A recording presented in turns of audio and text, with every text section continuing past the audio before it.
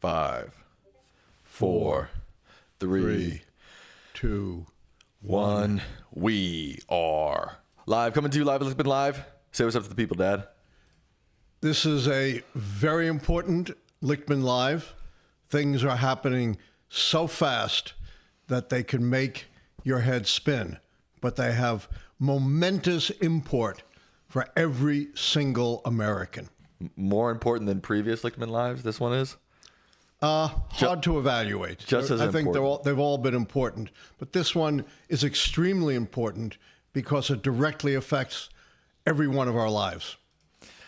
No doubt. All right, do you want to start? What do you want to start with, Dad, today? I want to talk about tariffs. Tariffs, they're Right. here, they're gone. They're here, and they're gone again. Yeah, Trump has swiveled his head so many times on tariffs that I'm surprised he's not in traction. We have never seen anything quite like this back and forth in the history of the United States. You know, first the tariffs are on, then they're off. Now I guess they're off for a month regarding Mexico and Canada. We have no idea what's going to happen after that. Apparently they're still on for China. There's still an open question whether he is going to impose tariffs on our European trade partners in the European Union. Why is Trump doing this? Because Trump only knows one mode of operation, and that is to be a bully.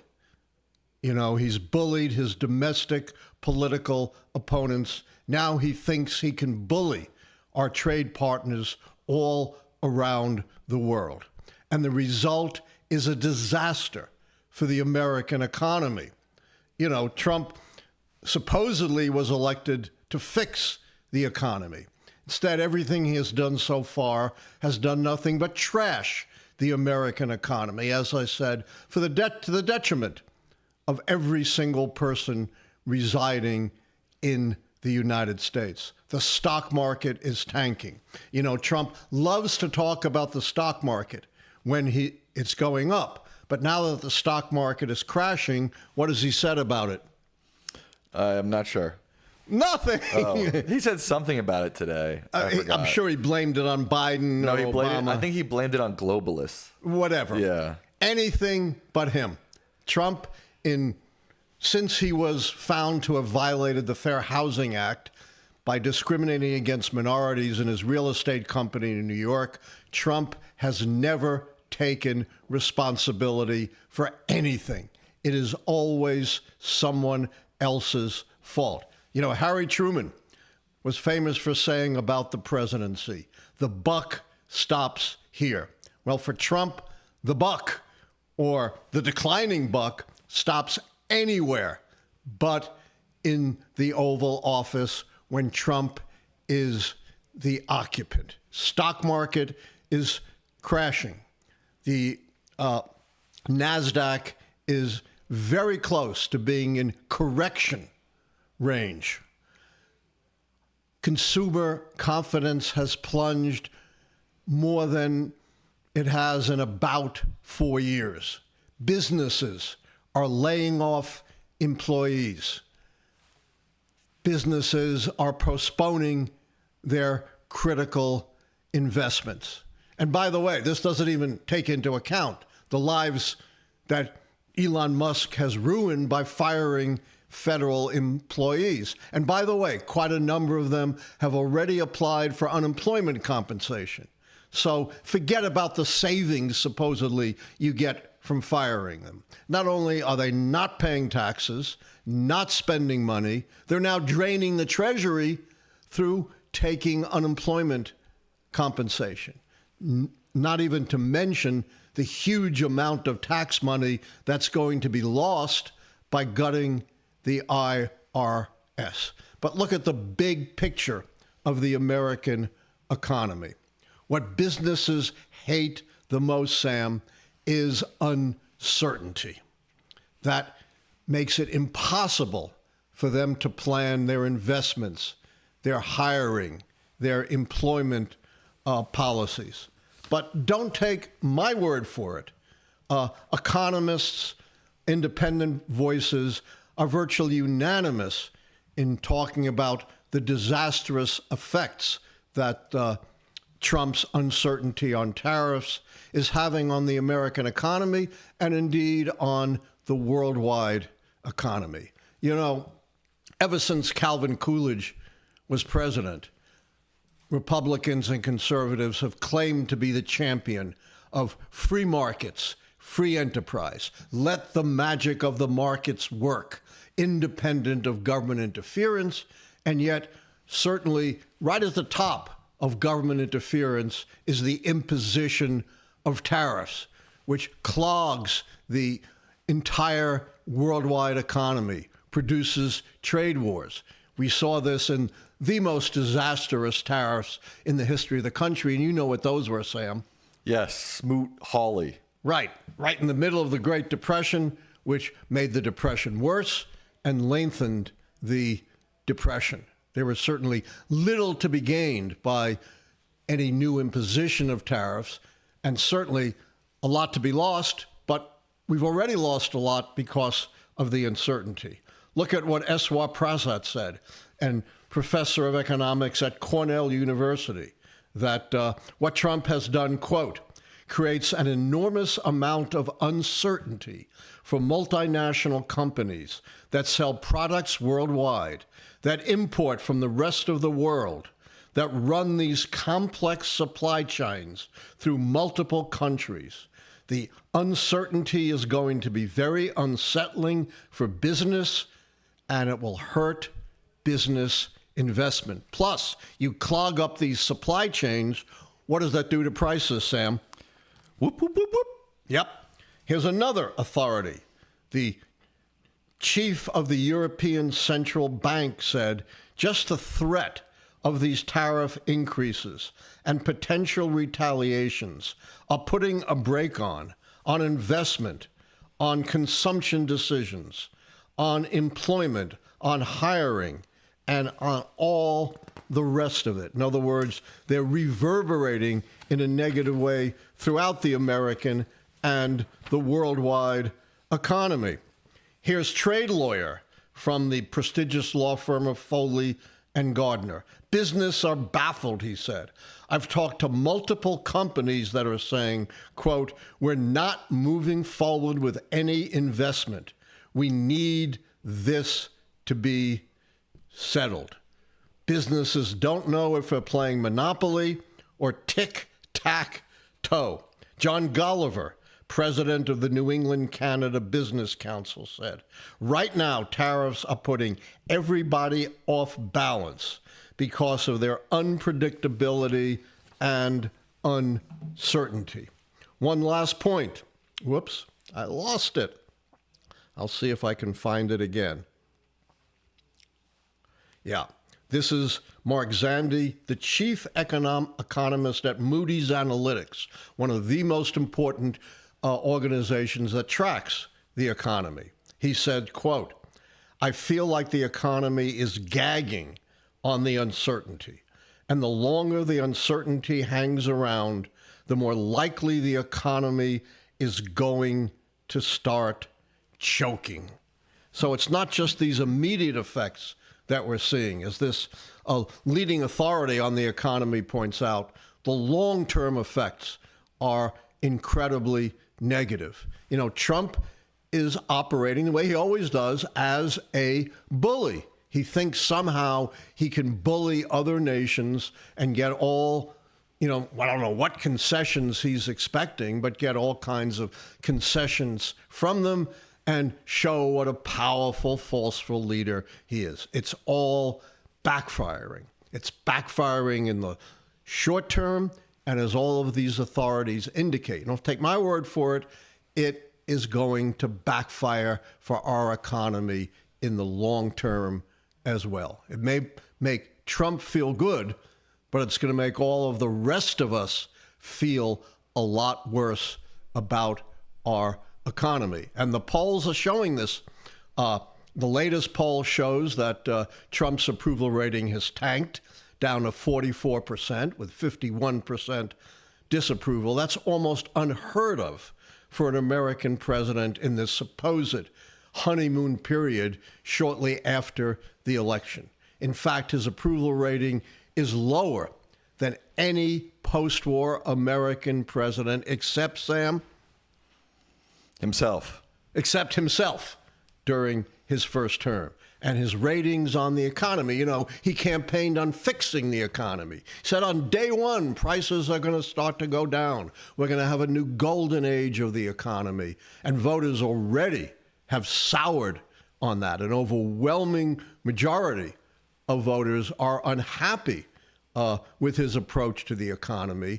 And now a majority of Americans, he lied about that in his, like so many other things in his State of the Union, a majority of Americans now think the country under Trump is headed on the wrong track. Wow, we just got a $100 donation from Denise Demir. They say, thank you two for such a great show and your deep analysis and historical perspective. Thank you for that donation. We really appreciate that. We do try to give our audience something you get nowhere else.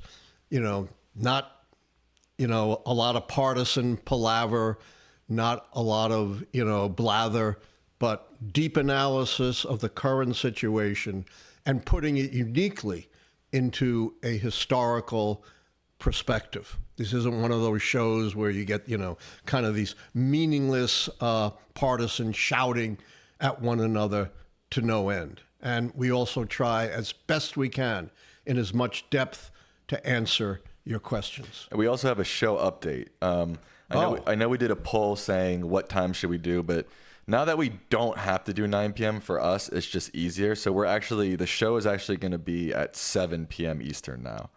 The only reason we did 9 was because I worked till 6 p.m. Pacific, and I don't have that job anymore. So we will now be live. I repeat, 7 p.m. Eastern from now on.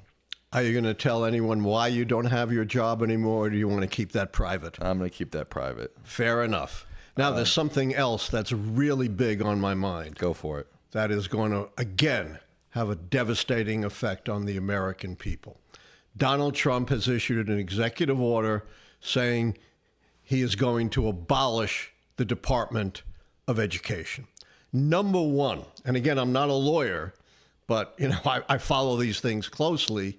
I firmly believe that executive order is illegal. And Trump has lost almost every court case that has come up, including court cases before Trump appointed judges. The Department of Education was established way back in the Carter administration, some 45 years ago, by an act of Congress signed by the president.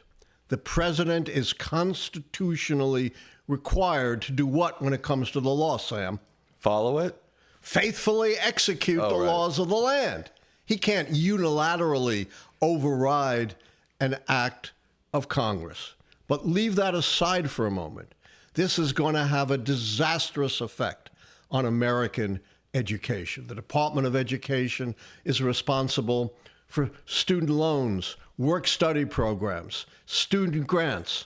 All that's going to go up in smoke to great detriment to particularly middle and low-income students throughout the country. It provides aid for strapped school districts throughout the country, funding things like critical school lunches and lots of school programs for example, disabled students.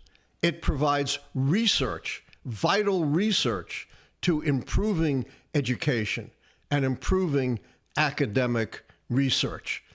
It enforces civil rights laws to make sure that our great educational institutions would not be discriminating against people based on race, ethnicity, gender, religion, or disability. But of course, Trump doesn't believe in civil rights laws. He thinks there's no such thing as discrimination in our society, and he's shutting down civil rights laws and the enforcement of civil rights. So the abolition of the Department of Education, not just illegal, but is going to have a disastrous effect on students, the quality of our education, and access to education on the part of many millions of Americans. This is deliberate. I think I've referred this book to you before. Guriev and Tryon, Spin Doctors, in which they say, in the modern world, authoritarians do not gain dictatorial power through force or military action. They gain it through the control over information and the control over education. The last thing they want is for educated people to think for themselves and engage in reasoned criticism of what an authoritarian is doing. And Trump's attack on education goes beyond this blatantly illegal attempt to abolish, to destroy the Department of Education.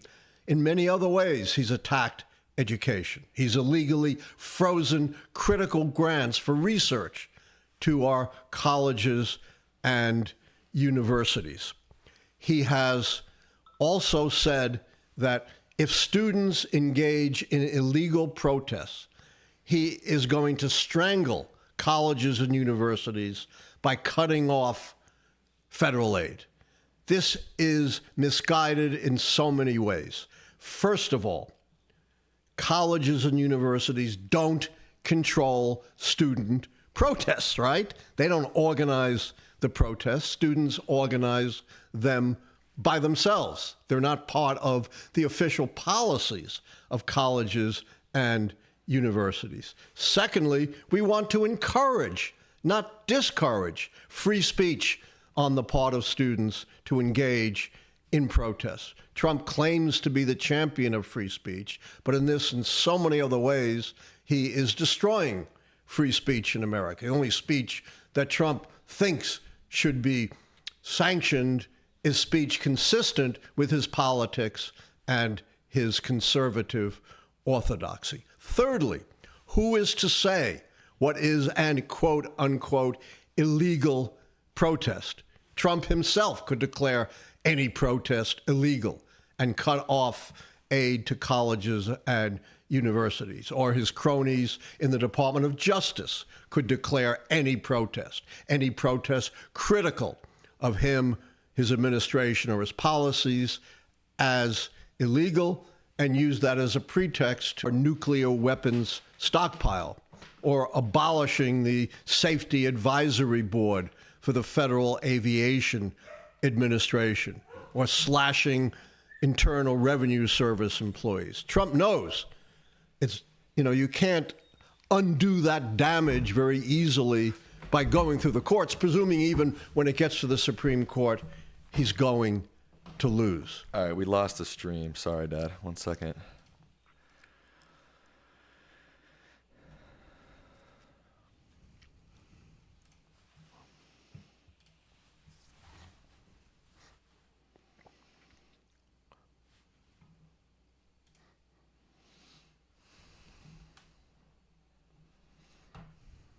Okay, people are saying it's back. Where was I? Where did we lose it? I don't know. I'll reiterate my last point. Trump may well lose cases involving these multiple attacks on our educational institution, but the damage will already have been done. The mills of justice may, as Martin Luther King, may have an arc towards justice, but the mills of justice grind slowly. And in the meantime, it's going to be very difficult to undo the damage that Trump has done to education deliberately, because he understands that his greatest threat is a critically thinking, educated American people. Just as it's been very difficult, if impossible, to undo the damage to undermining the Internal Revenue Service. For every dollar that they supposedly save, which they don't, they're going to lose many, many more dollars in lost revenue. That's what Trump wants. He doesn't want his taxes to be audited. He doesn't want his rich friends' taxes to be audited. How do you undo the damage of firing employees who are responsible for maintaining the safety of our nuclear weapons stockpile? They're desperately trying to get those folks back, having made a colossal mistake because they don't understand the role of federal workers. How do you undo the damage of firing Federal Aviation Administration employees or abolishing their safety advisory board. Trump understands this. He understands even if he loses, and who knows what will happen when it gets to the Supreme Court, the damage that he has done is not going to be easily repaired. You know, it takes a couple of strokes to topple a sandcastle, but it's very much more difficult to build it back up again. We may never, under Trump, build back up again our vital foreign aid programs that have saved tens of millions of lives since USAID was set up in the 1960s, with, by the way, overwhelming bipartisan support, including by Marco Rubio, who just, before he fell under Trump's sway, was effusive in his praise of what USAID is doing around the world. You're not going to undo the damage, no matter what is the outcome of those court cases. And as we've said before, when we move out, who moves in? When we move out, we move out of the world, who takes our place? Russia and China. Russia and China. And despite Donald Trump's reversing 70 years plus of American stalwart opposition to dictators, Vladimir Putin is no friend of ours. And appeasing Vladimir Putin, like Donald Trump has been racing to do, can only result in the detriment to America and to our allies. Vladimir Putin has only two objectives, both of which are disastrous for the U.S. and the entire free world. Number one, he wants to undermine and destroy democracy in America and wherever it can be found around the world. As I've warned in previous episodes, democracy is not on the rise. It's on the decline. It's in peril. And the last thing we want to do is appease and empower a bloody, murderous dictator who kills his political opponents and has the objective of destroying democracy everywhere. Second objective is to restore the old Soviet empire by gobbling up not just Ukraine, but as much territory as he possibly can. Can you imagine, going back to the old Soviet-type era in the world? What a disaster that is for the United States and the entire Western world. Authorities in Russian policy, foreign policy, have said Putin has succeeded in penetrating the United States far beyond anything that the leaders of the Kremlin during the Cold War could possibly have imagined. Aside from appeasing Putin, the Trump administration has abolished the section of the FBI that deals with preventing foreign interference with our elections. They have ended the cyber warfare that prevents horrible Russian hacks in our government and in our private sector. And they have ended the regulations against foreign bribery. Wow, you said a lot there, Dad. That was pretty good. I try to, give our audience as much information as we possibly can. Anything you want to add, Sam? No, I think you pretty much covered it. I'm mostly looking at the chat because everybody's all up in arms about the new background I put for you, but people don't seem to like it. They like it or they don't? They don't. Oh, well, that's on you, not on me. No, I didn't say it was on you. Yeah, I actually shaved for this show. Did they like that? Thumbs up if you like the if Allan shave. There we go. There's full screen. I don't like being on camera while you're talking because I'm doing other stuff and I don't want to be a distraction to people watching you. You know what I mean? So that's of course I know what you mean. So that's why I have here. What if we put you? Let's see if we can get this full screen. That's kind of scary. Is that better? I mean, the thing is, an old guy on full screen. Yeah, the thing is, you're so pixelated when I do this. Yeah. But I guess it's better than nothing. Well, I can't comment. You know, I'm an old dinosaur. Yeah. You have some housekeeping things, as always, before we get to the questions. Give me a second. Let me just try to figure this out. Yes, if you want to follow us on social media, it's right down there below on the banner. Don't forget to like the stream. We got 1,600 people watching, but only 500 likes. Come on, we got to get that up. There's no new members already on the stream, so if you want to become a member, do so today. You'll get priority in your questions being asked. Also, donations get priority as well. Anything else you want to add? Yes. I think I mentioned before, my new book is available for pre-order. It'll be published on September 1 by the University of Notre Dame Press, a conservative institution. It's called Conservative at the Core, A New History of American Conservatism, and it explains what conservatism is really all about and why Donald Trump is not the betrayer of conservatism, as some have claimed, but the culmination of 100 years of American conservatism. It'll be out September 1, but you can pre-order it on the Notre Dame University Press website or, of course, on the Amazon website. I notice people already, I can't tell from on the Notre Dame website, but the Amazon website does to some extent keep track, and people are already beginning to purchase it. So this is a great time to do that, and I'm really looking forward to your thoughts and comments when the book comes out. We'll be discussing it a lot this fall. Karoom says, if books are legal by September 1st, I'll buy it.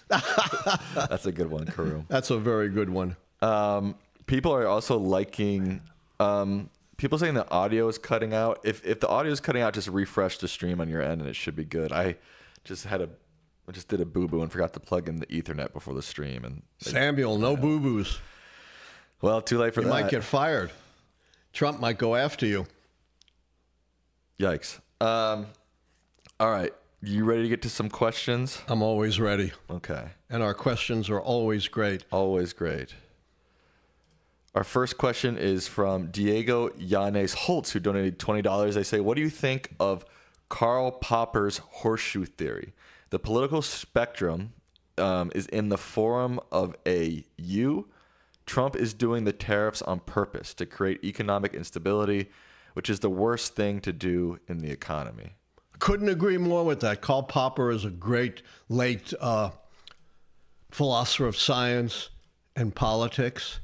And Trump indeed is, the end of the horseshoe, creating as much uncertainty as he can. But it's not just random chaos. It's Trump operating as a bully and as a would-be authoritarian. He is really following right down the line what a document, Sam, that we've talked about here. What document is he following? Oh, Project 2025. Which, of course, he lied about. I know nothing about Project 2025, even though it was crafted almost entirely by his former staffers. The chief architect of it, Russell Voigt, is now head of the Office of Management and Budget, probably the third or fourth most important office in Washington.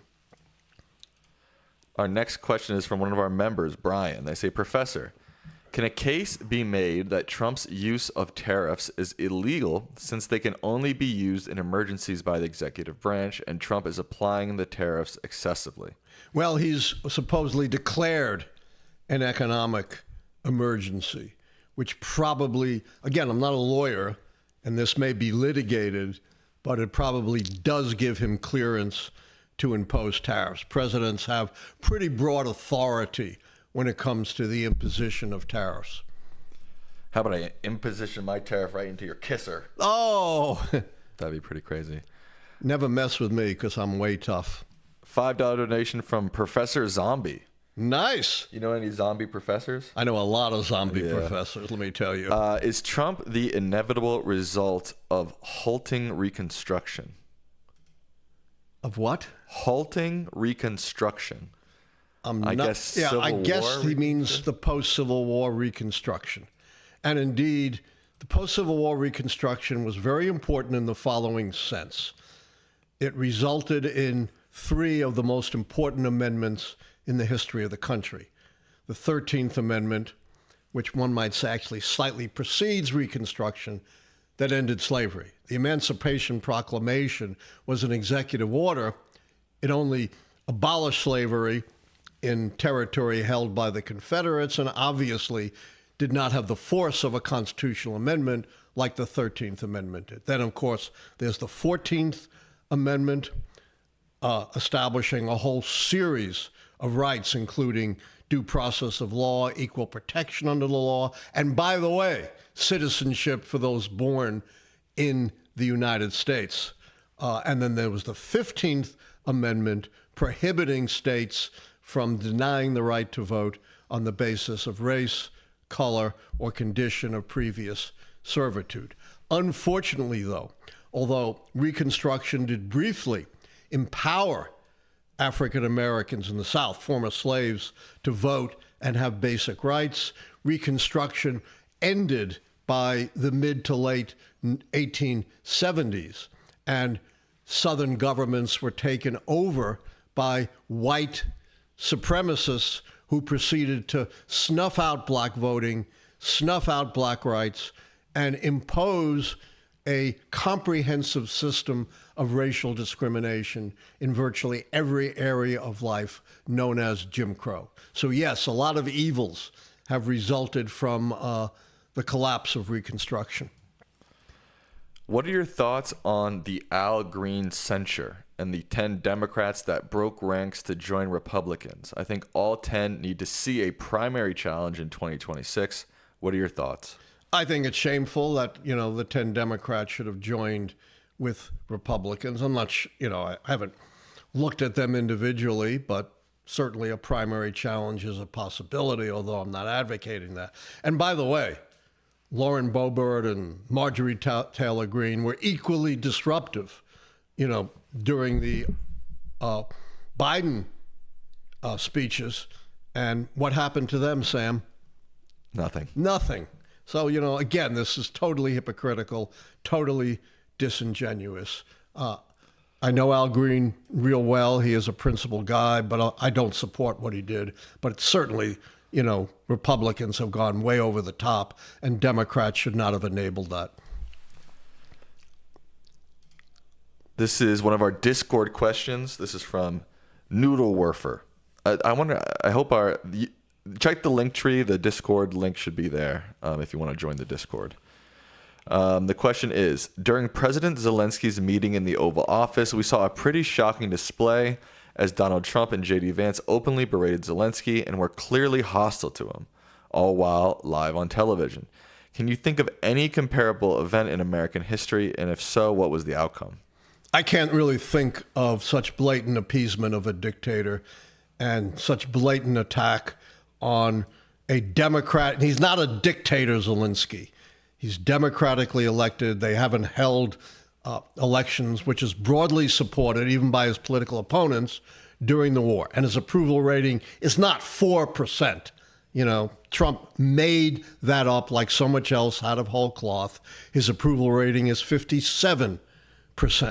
Americans should be just incredibly grateful to Zelensky and the brave Ukrainian people. They are on the front lines of democracy. They are suffering enormous losses. They are the victims of war crimes and atrocities by the Russians, and they have held the line for 3 years. Trump and Vance just behaved absolutely shamelessly and disgracefully in ambushing Zelensky. They should have been thanking him, as your brilliant mom, Karen Strickler, suggested, rather than Zelensky thanking the U.S. And by the way, J.D. Vance lied when he said, you haven't thanked the U.S. The fact checkers found at least 33 instances in which Zelensky has thanked the United States for its support. And what has the Trump administration done? Adopted all of the priorities, or at least many of them, of the murderous dictator Vladimir Putin. They're cheering in Moscow for what Trump has done. He gave everything away, saying, no NATO joining for Ukraine, no American guarantees of security. He paused American aid and American intelligence to Ukraine. And what is that going to do? Weaken Ukraine, cause more deaths and more destruction. And that is at the feet of Trump and Vance. George Miller asks, why is Trump so pro-Putin? Because he admires Putin. Trump wants to be Putin. He wants to be a king or, a modern authoritarian. He's been open about that, saying I can do anything I want as president, saying long live the king, saying because he's saving the country, I am not subject to any laws. He wants to rule America just like Putin has ruled Russia. And he has long, for decades, wanted to make profitable investments in Russia. He worked really hard. It fell through. Even during the campaign in 2016 to build a huge Trump Tower in Moscow. If a Russian asset, I'm not saying agent, a Russian asset was president, it's hard to imagine that even a Russian asset would be more in Putin's pocket and more sympathetic and supportive of Putin's aims than Donald Trump.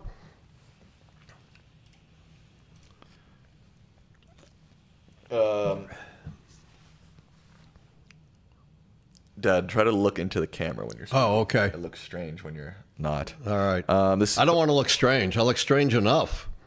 It's true. Kathy asks, the Department of Education was shut down today. What do you think will happen with schools? I work with special ed kids. Do you think they will still be able to get extra help, or do you think they'll fall by the wayside? If Trump is successful in eradicating the Department of Education, many, many students will fall by the wayside.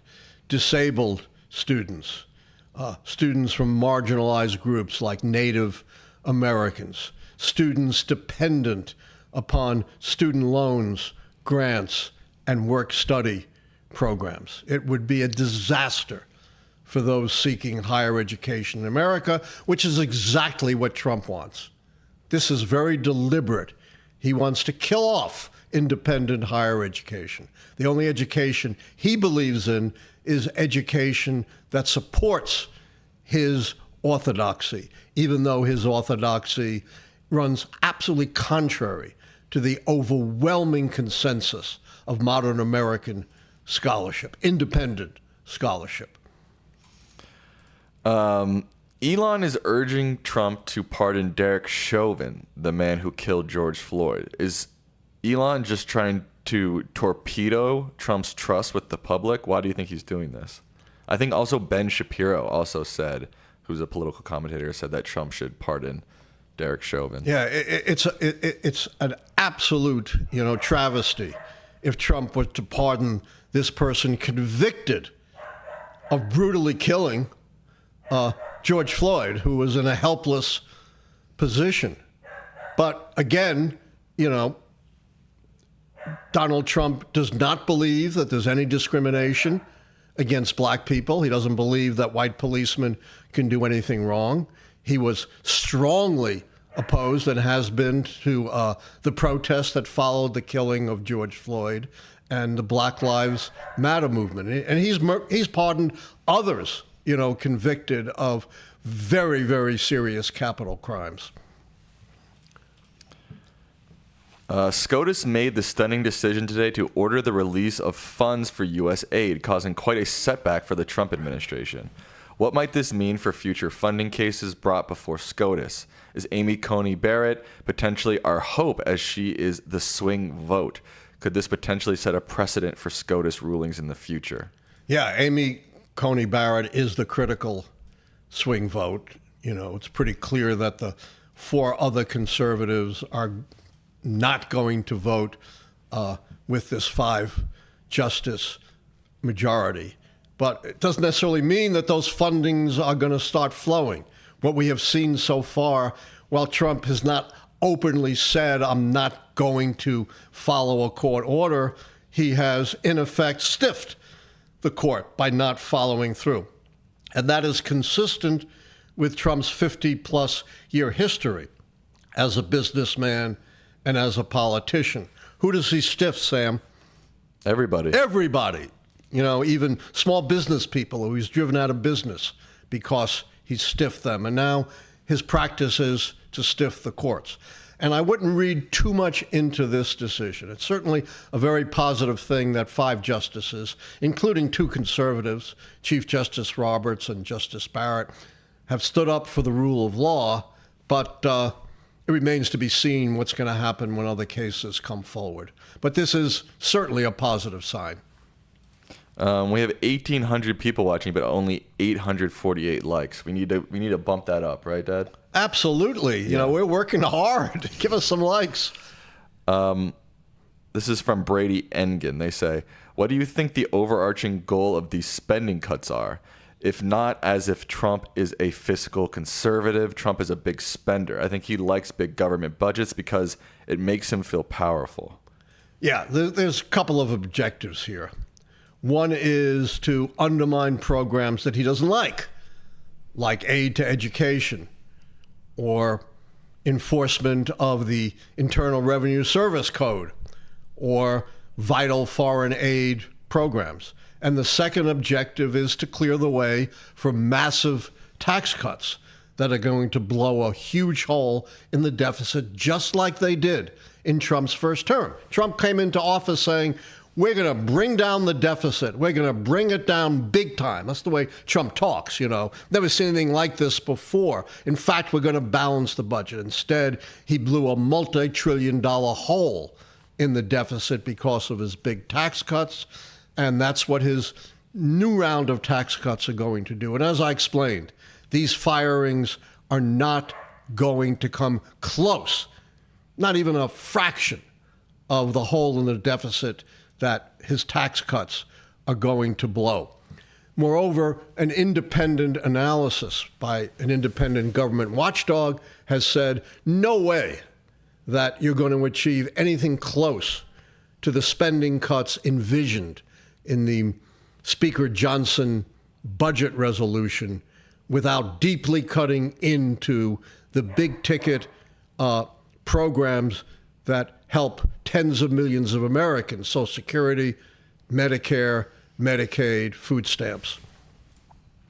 Junaid Naik with a $20 donation. They say, are we experiencing something like a 2008 recession or a 1929 Great Depression soon? Do you think Republicans can use the Democrats' actions in Trump's State of the Union or address to Congress to expand the Republican majority in Congress? I'm not an economist. I'm loath to predict whether or not we're getting into recession, but the Federal Reserve, which does employ lots of expert economists, have reversed their forecast for the economy. And their forecast has now turned sharply negative. This was just reported in the news today. So while I'm not predicting a recession, and certainly not a Great Depression, but what Trump has done so far has certainly made it more likely that the economy is going to descend into recession. I don't think anything Democrats did with Trump's joint address to the joint session of Congress is going to reverberate a couple of almost 2 years from now in the midterm elections. Another Discord question. They say, throughout his presidency, Donald Trump has tested the limits of executive power, from refusing to concede the 2020 election to challenging congressional oversight and judiciary. How have Trump's actions contributed to concerns about the presidency becoming too powerful? And what safeguards exist to prevent executive overreach in the U.S. government? Virtually every independent analyst who is not, beholden to Trump has sounded a 5-alarm warning about our democracy. Remember what Trump has said. Long live the king. As president, I can do anything I want. Because I'm saving the country, I'm not subject to the laws. And we have seen him time and time again, not just push the boundaries of the law and the Constitution, but smashed right through those boundaries. And we've seen him lose court case after court case, including the court case before the Supreme Court, in which one of the justices that he appointed ruled against him, as did the very conservative Chief Justice John Roberts. So I think these concerns are not overblown. They need to be taken very, very seriously. If you watch my shows before the election, I warned time and time again, you must take Trump seriously. You can't assume he's just being hyperbolic. You can't assume he's joking. You can't assume, that what he says, I don't know anything about Project 2025, is truthful. You have to take him seriously. And virtually every fear that many of us had before the election, in just less than 2 months of his presidency, has been realized and more. Marjorie Taylor Greene wore a hat that said Trump was right about everything, which echoes the black shirt's motto of Mussolini is always right. How do Republicans not realize the path they're on? Oh, Republicans realize very well the path that they're on. Most conventional commentators explain Republicans slavishly falling in line with Trump, including some like Marco Rubio, reversing 180 degrees things that they've affirmed previously. But it's not just fear of Trump. As I have said many times, it's because the Republican Party is now the MAGA party. There is no daylight between Donald Trump and the great majority of Republican leaders nationally and in the states. If Trump was to wink out tomorrow, it wouldn't change much at all in the Republican Party. The so-called moderate mainstream Republicans are essentially gone. There are virtually none in the House and maybe 2 or 3 in the Senate. Tim Walz hinted he would run in 2028. Do you think this could be like how FDR was a VP on a failed presidential ticket and then became one of America's most successful presidents? I don't think J.D. Vance. Tim Walz. Oh, Tim Walz. I'm sorry. Possibly. Yeah. Really? I don't know enough about Tim Walz, but let me say this. We haven't seen an FDR yeah, I would say since FDR himself, so I'm reluctant to compare anyone to FDR. There was also a 12-year gap between FDR running on the Democratic presidential ticket in 1920 and then winning in 1932. So, while there may be some superficial comparisons, I'm not willing to go quite that far. This is a $1999 donation from Vincent So. They say, can we seize this moment and start a movement to amend the Constitution to abolish the presidential pardoning power? Since you are the world-renowned U.S. presidential historian, can you help create/promote that movement? I wish I had that kind of power, but I have no such illusions. We haven't had a significant constitutional amendment in over 50 years since the 18-year-old vote in the early 1970s. It's almost impossible in this polarized politics to get a new constitutional amendment. It requires a vote of 2/3 from both houses of Congress. That's not going to happen. And it requires ratification from 3/4 of the states.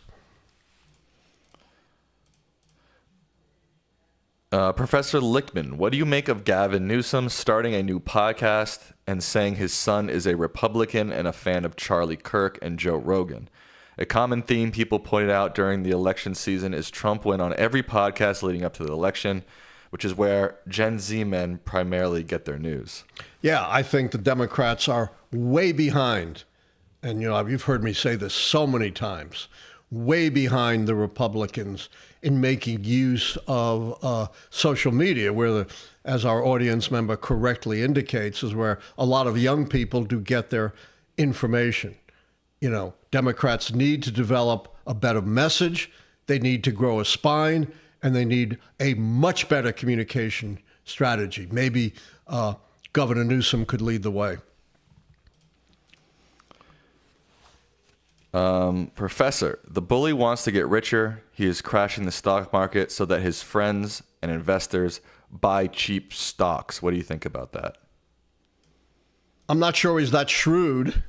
There's no doubt that his objective is to make the rich richer. He even said that way back in his first term when he was implementing his tax cuts, told his rich friends at Mar-a-Lago, we are going to make you even richer. I did an ex post on this where I said, look, you know, what's going on under Trump is he's cutting the programs that benefit, 90% of Americans and imposing huge tax cuts that benefit the upper 10% primarily. There's some benefits that trickle down, but overwhelmingly it goes to the wealthy. So clearly he's spotted and zeroed in on the real problem with America, which is that billionaires like himself or Jeff Bezos or Elon Musk aren't rich enough and need to get even richer. He said, we don't have to worry about Musk because he's so rich, he doesn't care anymore. What do you think about that, Sam? Crazy. Yeah, the rich always want to get richer. That's how they got rich in the first place. Be Like Water with a $10 donation. They say Trump keeps saying tariffs will bring in tons of money. Does he really not understand how they work? If so, why hasn't anyone explained to him? It's so exasperating and dangerous. Absolutely. Trump has, I don't know if he knows how they work or not, or is just making things up, as he always does. Like Zelensky's approval rating is 4%, when the poll shows it was 57%. Or, everybody wanted to see Roe versus Wade overturned when over 60% in every poll showed that the American people overwhelmingly opposed the overturning of Roe versus Wade. So I don't know if Trump doesn't understand, doesn't care, probably doesn't care. It's simply, making things up. Lots of people, it's all over the media, have tried to debunk Trump's, claims about tariffs. But Sam, has Trump ever been much of a one for following the facts? Never. John Rogers, thank you for gifting a membership. That's nice. Yeah. Isn't it more the fault of the voters more than Trump that this is all happening, since they voted him in and he said he was going to do all this? Well, to extent that's true. I hate blaming the voters. And as I said, voters are not fact checkers. And the amount of disinformation, there's always been disinformation, but never anything close to the disinformation about every aspect of our society that has been disseminated. We've never seen a figure like Elon Musk, who's richer than most of the countries of the world, spending hundreds of millions of dollars to disseminate disinformation and controlling the platform that was formerly Twitter, that's now X. There are reports that billions of Americans and people around the world have viewed his disinformation. In my book, Conservative at the Core, I point out the abortion issue, about which Musk spent a lot of money spreading disinformation. That should have been an issue to power Harris to victory. According to the exit polls, over 60% of voters were pro-choice, compared to just about 30% that weren't. There was about a 36-point gap between pro-choice and anti-choice. That should have been more than enough to power Harris to victory. But when you look at the same exit polls, the difference on the abortion issue between Harris and Trump was not 36 points. It was not 20 points. It was not 15 points. It was not 10 points. It was not even 5 points. It was 3 points, 49 to 46. If the gap had been even a fraction of the true 36% gap, Harris would have had many millions of additional votes and would have won the election. That's just one example of how disinformation could have turned this election.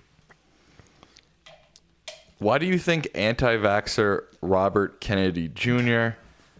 did a 180 and encouraged people to get the MMR booster? Yeah, I was kind of surprised by that. I guess, the pressure was so great on him. The cases were piling up.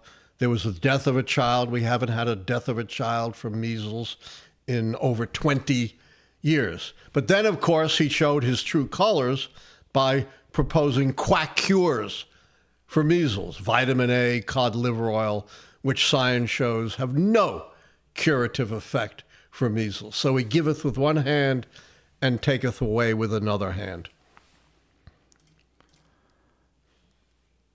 Edmund Doyle with a $25 donation. They say, will the continuous chaos, this is quite, it's alliteration here. Will the continuous chaos continue? Absolutely. But I've said chaos is the wrong word. I did a post on this. It got a lot of views. It's not chaos. It's a coup. Trump is not simply creating random uncertainty and chaos. Everything he's doing follows Project 2025, which is the clearest blueprint we've ever seen in the history of the country to establish an authoritarian rule. I would commend you to the work of the great Nobel laureate author Sinclair Lewis, who wrote many, many decades ago a prophetic novel called It Can't Happen Here. And it really very much predicts, is prophetic, not exactly, but kind of is prophetic of what's going on right now. How will this end? A color revolution, civil war, a MAGA Putin-style dictatorship? I know one thing, Trump's second term will not end well, and I have a bad feeling about this. Yeah, I mean, I don't see how anyone could have a good feeling, and even the American people are registering their bad feelings. This near historic plunge in consumer confidence, Trump's approval rating being lower than any post-war president except his own in his first term. I'm not predicting a civil war, and Trump is desperately trying to establish a MAGA authoritarian regime, and it remains to be seen how strong the guardrails are going to hold. I am worried, but I haven't lost hope. Since there are so many parallels, can you do a show on how Herbert Hoover worsened the Great Depression and how FDR fixed it? That's not a bad idea. We'll certainly take that under consideration. And at least Herbert Hoover had some respect for democracy, as disastrous as his policies were. He did not pose the clear and present danger to democracy that Trump does. Well, this will be the final question of the night. Did RPDI per capita decline turnkey 6 in 2024? I'm not sure what RPDI per capita is. I'm not either. We'll have to go to the next question. Okay. Maybe it's real per capita GDP growth. If that's what's meant, no. Real per capita GDP growth was robust under Biden, as was job creation. And inflation was brought down by 2/3 to 3/4. But, Americans didn't understand this, partly because inflation lingers and because of the massive disinformation about the economy. There was a complete reversal of the economic views right after the election, even though it was exactly the same economy. Now it's turning the other way as Trump is tanking the economy. Wow. Thank you, KS, for a donation. All right. I'll take one more question. All right. I'll open it up to a non-member, non-donation question if anybody wants to put it in the chat. Let me see if I can find a good one.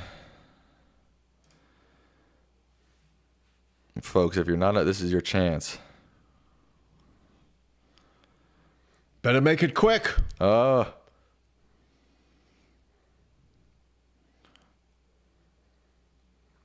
How about this one from Nellie Rue? Okay. Will you please discuss the tactics authoritarian rulers have used in the past to gain power and how Trump is mirroring them?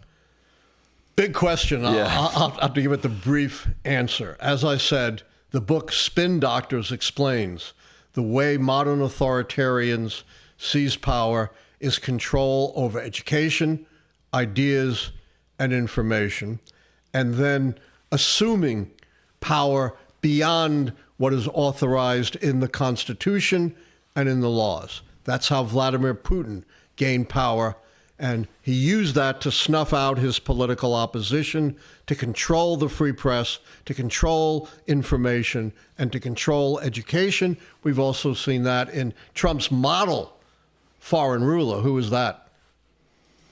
Putin and Orban in Hungary. All right, with that, we will wrap up Lichtman Live for the night. Thank you, Sharon Novak, for your donation. I want to go through a couple more donations. Comic Fan, Kathleen Levins, 80 Mart, Annabelle, Diego, Dusty Cole, Taylor, and Sharon Novak. I just said it. All right, Dad, what are your final words to the people tonight? Stay tuned to our live channel. We're changing our time. Starting Tuesday, we are going at 7 p.m. Eastern, which we hope will make it easier for our audience. And we are going to continue to speak truth to power and provide as much information and historical depth as we possibly can.